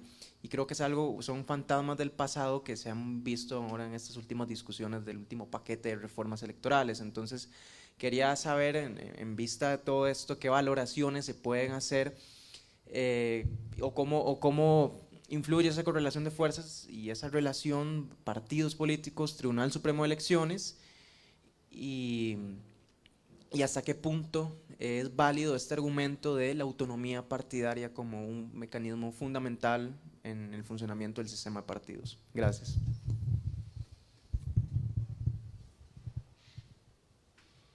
¿Algún otro comentario por acá?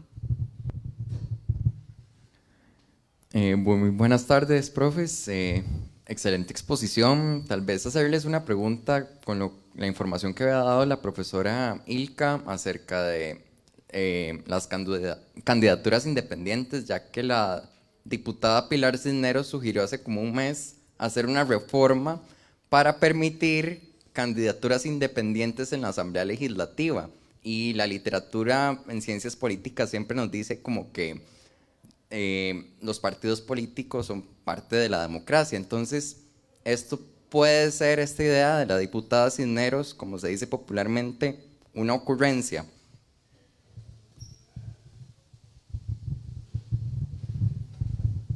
Muchas gracias, buenas tardes.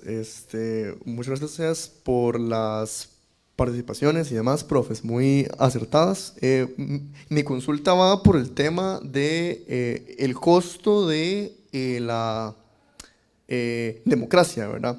El OBNA viene haciendo desde hace ya más de un año un análisis en lo que son redes sociales, en de ver un poco las tendencias, y siempre que se habla sobre cambios electorales, la tendencia es que no, que eso es muy caro, ¿verdad? Que lo que genera es más gasto público, digamos, y demás. ¿Cómo podemos, como especialistas en la materia, ¿verdad?, combatir un poco esas narrativas de que todo cambio hacia más, digamos, representación va a haber más gasto público, digamos, o demás, que es una narrativa muy fuerte que se ha venido dando, ¿verdad?, en la que, por ejemplo, cuando pensamos en aumentar escaños, ¿verdad?, siempre se dice, no, eso jamás porque es demasiada plata, digamos, y demás. ¿Cómo podemos, como analistas y como especialistas en el tema, combatir un poco como esas narrativas, ¿verdad? Muchas gracias. ¿Alguna otra duda o comentario por acá? No. Bueno, entonces les cedo la palabra, tal vez en orden como fueron planteadas las consultas. Muchas gracias por las preguntas. Digamos, mentiría si digo que tengo una respuesta así inmediata como a cada una.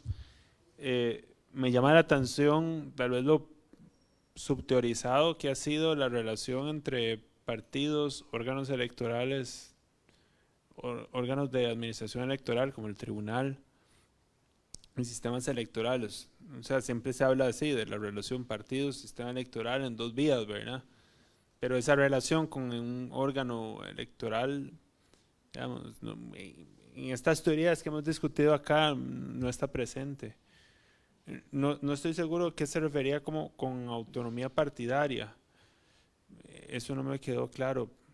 Pero digamos que no tengo así ideas como muy claras al respecto, tal vez con los que le diga así. Las candidaturas independientes, bueno, habría que preguntarse cuál es el fin, ¿verdad? O sea, qué efecto se busca. Yo creo que esa es la clave, ¿verdad? Y montándome en lo que hablé antes, ¿cuáles podrían ser los efectos inesperados?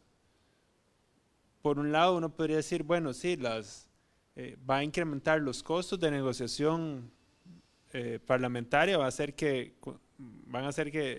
construir acuerdos sea más difícil, ¿verdad? Como se habla también con listas abiertas. Pero ¿y qué pasa si esos independientes, bueno, compitieron como independientes y generan ciertas afinidades con los partidos en el Parlamento y al final se comportan como si estuvieran en partidos? Es posible, ¿verdad? O sea, podría pasar también. Y de ahí, lo de combatir narrativas, no sé, porque o sea, sería como combatir el discurso de la austeridad, que es del gran discurso ideológico de estos momentos. O sea, ojalá, ¿verdad? Creo que no enfrentaríamos los problemas de financiamiento de educación superior, ¿verdad? Si eso no existiera. o sea, yo creo que usted apuntó claramente, la democracia tiene un costo y los procesos democráticos tienen un costo, pero también tiene un valor, ¿verdad?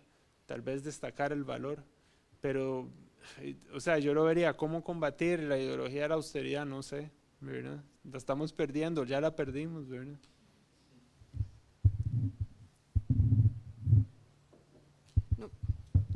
Tal vez me gustaría referirme, porque también soy profesora del curso de procesos parlamentarios, de lo que Mauricio refería como ocurrencias.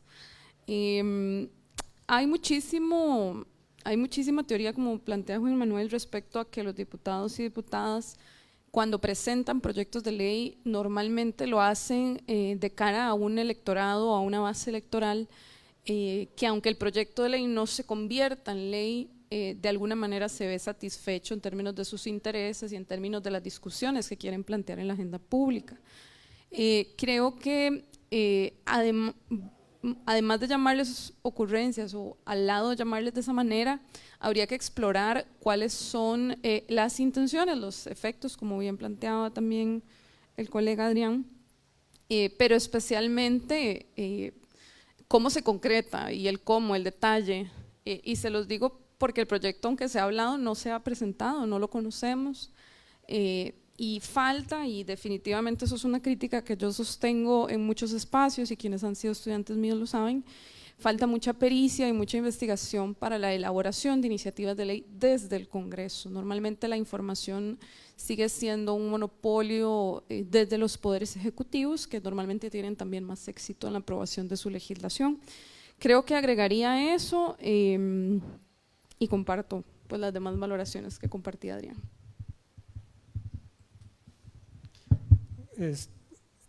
Voy a referirme para empezar, tratar de recordar el orden.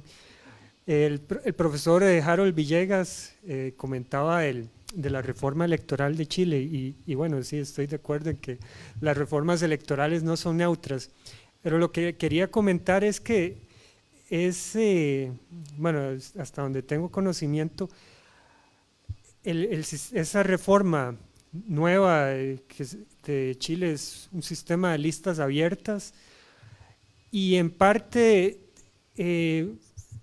recuerdo que en alguna parte lo leí, uno de los asesores académicos de esa reforma es un profesor estadounidense, John Kerry. Yo lo cité en la presentación, y él desde 2011 viene promoviendo dice que el punto medio entre un sistema, digamos, que promueve la rendición de cuentas, y que, como les dije, ese sistema sería probablemente sistema de mayoría, ¿verdad? Sistema de mayoría simple con distritos uninominales. El punto medio entre ese sistema, que se parece también a los sistemas proporcionales de magnitud pequeña, y un sistema altamente complejo como listas abiertas con magnitud grande, sería listas abiertas con una magnitud pequeña, o sea, listas abiertas y un máximo de unos 5 o 7 diputados por circunscripción electoral. Eso dice él y bueno, otro autor, Simon Hicks, que promovería como una especie de equilibrio. Y parte del marco teórico de la reforma electoral en Chile anda por ahí, hasta donde tengo conocimiento. Con lo que preguntaba por aquí David, lo de la autonomía, hasta donde yo tengo entendido, pues sí, parte de la fortaleza del sistema electoral en Costa Rica viene por el Tribunal Supremo de Elecciones, ¿verdad? La reputación y que se ha logrado forjar, ¿verdad? Y parte de, y si entiendo bien lo de autonomía, entonces viene por eso, que tal vez no interviene, y tal vez por esa razón es que también el Tribunal Supremo Electoral aquí se nombra, bueno, en teoría, apartidistamente, ¿verdad? Las personas que lo conforman, los magistrados en este tribunal no tienen nombramiento partidario como en otros países, bueno, aquí cerca en Centroamérica. Con lo de las candidaturas independientes, es una pregunta interesante. Bueno, lo de los partidos políticos, que si creemos que son consustanciales, son necesarios para la democracia, ya eso viene más, creo yo, como más a teoría política normativa, ¿verdad? Del deber ser, de por qué es que los partidos, por qué es que tienen que ser partidos políticos, porque la discusión no solamente ha sido de candidaturas independientes, sino que si ustedes ven, Colombia permite que las organizaciones de sociedad civil compitan en elecciones, ¿verdad? ONGs compitiendo en elecciones. Pero bueno, eso creo yo que es una pregunta más bien normativa, difícil de responder, y ha estado la discusión digamos, en la literatura desde ese punto de vista normativo, si candidatura independiente para la democracia o alternativas a los partidos políticos, ¿verdad? Hay cuestiones empíricas que ya tienen que ver con la legitimidad del sistema, que eso cambia a veces y está afectado por otros factores, ¿verdad? No solamente políticos, sino que económicos o la pandemia, ¿verdad? Ese tipo de cosas pueden afectar digamos, la credibilidad que tiene la gente sobre el sistema y luego venir con ideas como, bueno, la solución es candidatura independiente o algo por el estilo. Y por último, la pregunta, bueno, sí, la democracia es cara, ¿verdad? La democracia es cara. Y bueno, por lo menos mi posición es que también existe un discurso un poco justificado, ¿verdad? El tema de la austeridad fiscal, un poco justificado en el sentido de que lo ideal sería no tener una deuda tan alta, pero también se mezcla con muchos tintes ideológicos, ¿verdad? ¿Hasta qué punto es una deuda alta o cuáles, digamos, cuáles son las prioridades y que puede tener el gobierno o el discurso, el impacto que puede tener cierta narrativa en la opinión pública, ¿verdad? Ese tipo de cosas. Bueno, muchas gracias. Algo muy rápido a propósito de los Estados Unidos, que es cierto que hay grupo de académicos o académicas que promueve la reforma electoral en Estados Unidos para que pasen de sistemas uninominales a proporcionales. Pero por ejemplo, pensando en esto de efectos inesperados, ¿verdad? Bueno, se dice sistemas proporcionales tiene mejor representación de minorías, ¿verdad? Lo dijimos acá. Bueno, podría tener éxito, por ejemplo, un partido QAnon o un partido de supremacistas blancos, ¿verdad? Digamos, es parte de lo que podría pasar. Y a propósito de órgano electoral, no hay un órgano electoral federal, por ejemplo, entonces, que regularía cuáles partidos podrían inscribirse o no, ¿verdad? Entonces, digamos, es esto de que, bueno, uno espera algo de una reforma electoral, pero puede tener efectos que no se esperaba. Muchísimas gracias al profesor Adrián, a la profesora Eugenia, al profesor Juan Manuel y a la profesora Ilka, que nos abandonó temprano. Recordarles que este foro de mitos y realidades de las reformas electorales fue organizado por Ventanas a la Política Nacional de la Escuela de Ciencias Políticas en colaboración con el Observatorio de la Política Nacional y la Facultad de Ciencias Sociales. Muchísimas gracias y que tengan muy buenas tardes.